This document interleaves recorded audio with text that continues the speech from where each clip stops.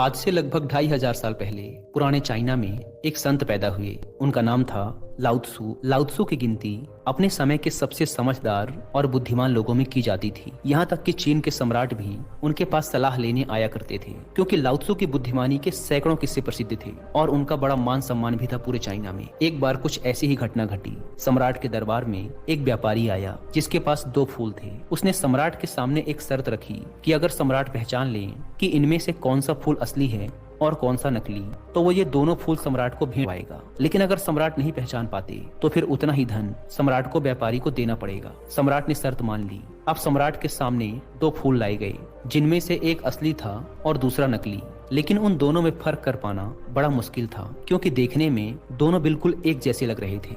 जिस कारीगर ने उस नकली फूल को बनाया था वह इतना कुशल था कि उसने इतनी बारीकी से असली फूल की नकल की थी कि दोनों में फर्क ढूंढ पाना बड़ा मुश्किल हो रहा था।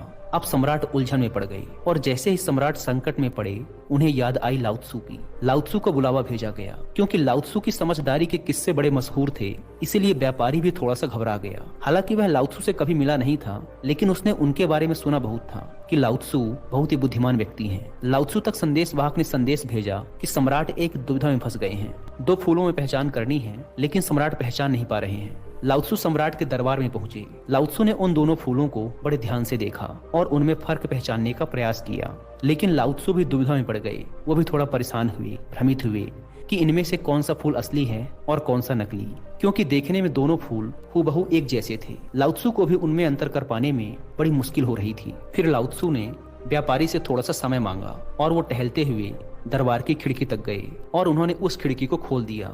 थोड़ी ही देर में बाहर से एक मधुमक्खी उड़ती हुई आई और वो जाकर उन दोनों फूलों में से एक के ऊपर बैठ गई। और यह देखकर लाओ त्सु के चेहरे पर एक हल्की सी मुस्कुराहट फैल गई। सम्राट समझ गए कि लाओ त्सु ने इस दुविधा का हल ढूंढ लिया है, असली फूल को पहचान लिया है। तभी लाओ त्सु ने कहा कि बाएं हाथ की तरफ रखा हुआ जो फूल है वो असली है और दाहिने हाथ की तरफ रखा हुआ फूल नकली है। व्यापारी बड़ा हैरान हुआ, क्योंकि वह भी कभी कभी बीच बीच में यह भूल जाता था कि कौन सा फूल असली है और कौन सा नकली। उसे भी याद रखने में बड़ी परेशानी होती थी। उसने आश्चर्यचकित होकर लाओ त्सु से पूछा कि आपने पहचाना कैसे? लाओ त्सु ने कहा कि मनुष्य की आंखों को धोखा दिया जा सकता है, लेकिन इस प्रकृति को, ताओ को धोखा नहीं दिया जा सकता। प्रकृति को लाओ त्सु ताओ कहा करते थे। इन फूलों को देखकर इंसान भले ही अपनी आंखों के कारण धोखे में पड़ जाए, लेकिन एक मधुमक्खी को धोखा नहीं दिया जा सकता। मधुमक्खी आकर हमेशा एक असली फूल पर ही बैठेगी। तो यह थी एक छोटी सी कहानी लाओ त्सु की बुद्धिमत्ता के बारे में।